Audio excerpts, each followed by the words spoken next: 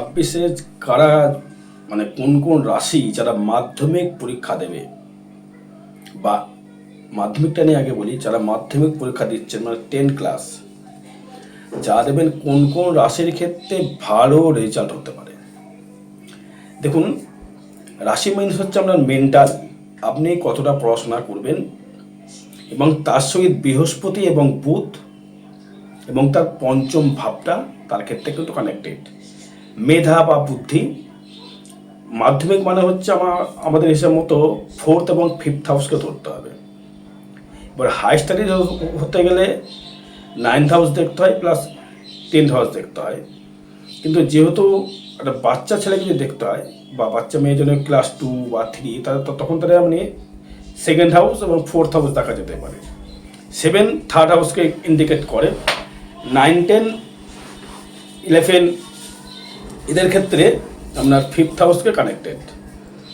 এবারে 5th হাউসের কানেক্টেডে যেমন এখন মিথুনে রয়েছে বৃহস্পতি, তাই তো। তার মানে এবারে আপনার পঞ্চম ভাবটা কানেক্ট দেখতে হবে, যে বৃহস্পতির বলবত্তাকে প্রয়োজন বিদ্যার ক্ষেত্রে, জ্ঞানের ক্ষেত্রে জ্ঞান, এবং বিদ্যার ক্ষেত্রে বুধকে অবশ্যই প্রয়োজন বা পঞ্চম ভাবকে প্রয়োজন। এবার কোন কোন রাশির ক্ষেত্রে বিদ্যাস্থানে মাধ্যমকে ভালো রেজাল্ট করতে পারবে। দেখুন, এটা হচ্ছে একটা অবশ্যই করে সঠিক ফল। তাই বারবার বলি, যারা এক্সাম দিতে চাইছেন বা এক্সাম দিচ্ছেন বা দিতে চাইছেন, বা আপনি কোন সাবজেক্ট নিয়ে পড়াশোনা করলে আপনার ক্ষেত্রে বেটারমেন্ট বা রেজাল্ট কেমন হবে, আপনার প্রাপ্তি। 5th হাউস হচ্ছে আমাদের বিদ্যা বুদ্ধির জায়গা, এবং তার 7th হাউস হচ্ছে আমাদের 11th মানে সাকসেস জায়গা। আমি কতটা পড়াশোনা করে আমার রেজাল্টটা ভালো পাবো, যে কোনো প্রাপ্তি, সেটা অর্থ হতে পারে, নাম্বার হতে পারে, রেজাল্ট হতে পারে। আমি বিদ্যার ক্ষেত্রে কতটা রেজাল্ট আমি পাবো বা কতটা আমি তার থেকে সাকসেসফুল জায়গা আমি পেতে পারি।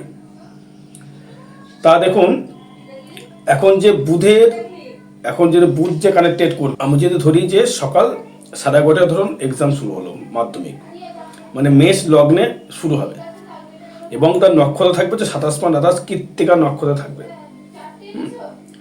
কৃত্তিকা নক্ষত্রে সে কিন্তু থাকতে, মানে কৃত্তিকা নক্ষত্র মানে হচ্ছে সে কিন্তু রবির নক্ষত্রে পরীক্ষা এক্সামটা ধরুন 12:30 থেকে শুরু হলো, এক্সাম্পল দিচ্ছি। এবং যার ক্ষেত্রে দেখতে হবে যার 5th হাউস খুব ভালো আছে বা শুভ আছে, তারা কিন্তু ভালো এক্সাম দিতে পারবে। এবং লেখা যদি আসে সেটা কিন্তু তার 2য় হাউস থেকে আসবে। সে কতটা সে লিখছে, চন্দ্রের বলবত্তা দরকার আছে। আর্টিস্ট, শিল্পী যেটা বলতে চাইছে, হাতের লেখাটাও কিন্তু শিল্প একটা, সেটাও শুক্রকে কানেক্টেড করতে হবে, শুক্র বা চন্দ্রকে। এবং পড়ার চন্দ্রকে তো অবশ্যই দরকার, চন্দ্রকে। এবার দেখুন যে কোন কোন রাশির ক্ষেত্রে মাধ্যমিক পরীক্ষাটি ভালো ফল আপনি পেতে পারেন বা ভালো এক্সামটা আপনি দেবেন বা তার থেকে সাকসেস। দেখুন, প্রথমে যদি আমি আসি, কুম্ভ রাশিকে আমি প্রথমে ইন্ডিকেট করব।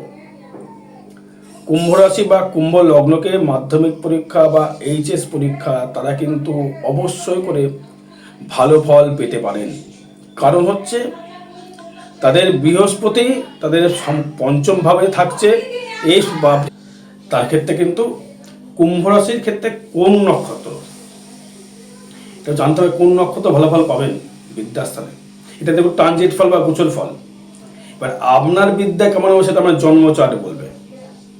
কুম্ভ রাশি কোটি কোটি মানুষ আছে, কুম্ভ লগ্ন কোটি কোটি মানুষ আছে, তার দেখা গেলো পঞ্চমে রাহু আছে, তার আমি জানি না, তাছাড়াও দেখা গেলো তার পঞ্চমে রাহু আছে বা পঞ্চমে রাহুর দৃষ্টি আছে, বা পঞ্চমের শনি রয়েছে, বা দেখা গেলো পঞ্চমে নিজস্ব বুধ, বা তার পঞ্চম ভাব ভালো নয়, পঞ্চম পদে দেখা গেলো বুধ তার কুম্ভ রাশি ক্ষেত্রে দেখা গেলো চলে গেছে আপনার একদম মীন রাশির ঘরে, ভালো ফল তো পেতে পারে না, তবু পাবে। বিদ্যা বুদ্ধি দেখতে গেলে 5th হাউসকে দেখতে হবে, বিদ্যার জায়গাটা কুম্ভ রাশি, কুম্ভ লগ্নের ক্ষেত্রে মাধ্যমিক বা এইচএস পরীক্ষাটা যেটা পাচ্ছি ভালো হতে পারে।